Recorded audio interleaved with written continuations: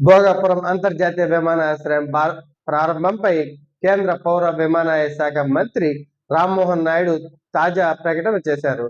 July 2026 నాటి తాజా సమాచారం ప్రకారం విజయ విమానాశ్రయ నిర్మాణ పనులు తుది దశకు చేరుకున్నాయని కేంద్ర మంత్రి రామ్మోహన్ నాయుడు గారు ఈ ప్రాజెక్టును అత్యంత ప్రతిష్టాత్మకంగా తీసుకుని పనులు వేగవంతం చేయాలని అధికారులు మరియు నిర్మాణ సంస్థలను ఆదేశించారు. రాబోయే నెల రోజుల్లోనే విమానాశ్రయాన్ని ప్రారంభించేందుకు ఏర్పాట్లు ముమ్మరంగా జరుగుతున్నాయని, అన్ని రకాల సాంకేతిక భద్రత, ప్రయాణాల తనిఖీలు మరియు లైసెన్సింగ్ ప్రక్రియను వేగవంతం చేశారు. రన్వే పనులు, terminal building, air traffic control tower మరియు కమ్యూనికేషన్ వ్యవస్థలన్నీ సిద్ధమయ్యాయి. ప్రయాణికుల రాకపోకలకు సంబంధించి చివరి నిమిషం పనులు అధికారులు పర్యవేక్షిస్తున్నారు.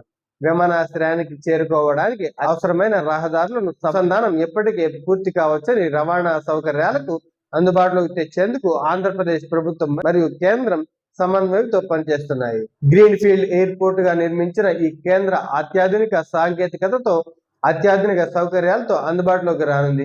ఇది ఉత్తరాంధ్ర ప్రాంతం యొక్క పారిశ్రామిక, పర్యాటక మరియు వాణిజ్య రంగాల్లో విప్లవాత్మక మార్పును తీసుకురానుంది. విశాఖపట్నం ఐటీ రంగానికి, శ్రీకాకుళం, విజయనగరం జిల్లాలు అభివృద్ధికి ఇది ఉపయోగపడుతుంది. ప్రాథమికంగా ఏటా 60 లక్షల మంది ప్రయాణికుల రద్దీని తట్టుకునేలా దీనిని రూపొందించారు. భవిష్యత్తు అవసరాలకు అనుగుణంగా దశల వారీగా దీని సామర్థ్యాన్ని 1.8 కోట్ల మందికి పెంచే అవకాశం కూడా ఉంది.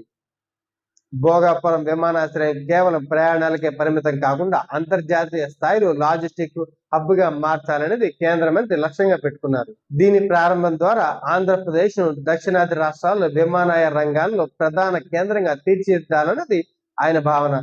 వచ్చే నెలలో ప్రారంభం కానున్న ఈ విమానాశ్రయం ఉత్తరాంధ్ర ప్రజల దశాబ్దాల కలను నిజం చేయనుంది. ఇది ప్రారంభమైన వెంటనే అంతర్జాతీయ విమాన సర్వీసులు కూడా దశల వారీగా అందుబాటులోకి వచ్చే అవకాశం కూడా ఉంది.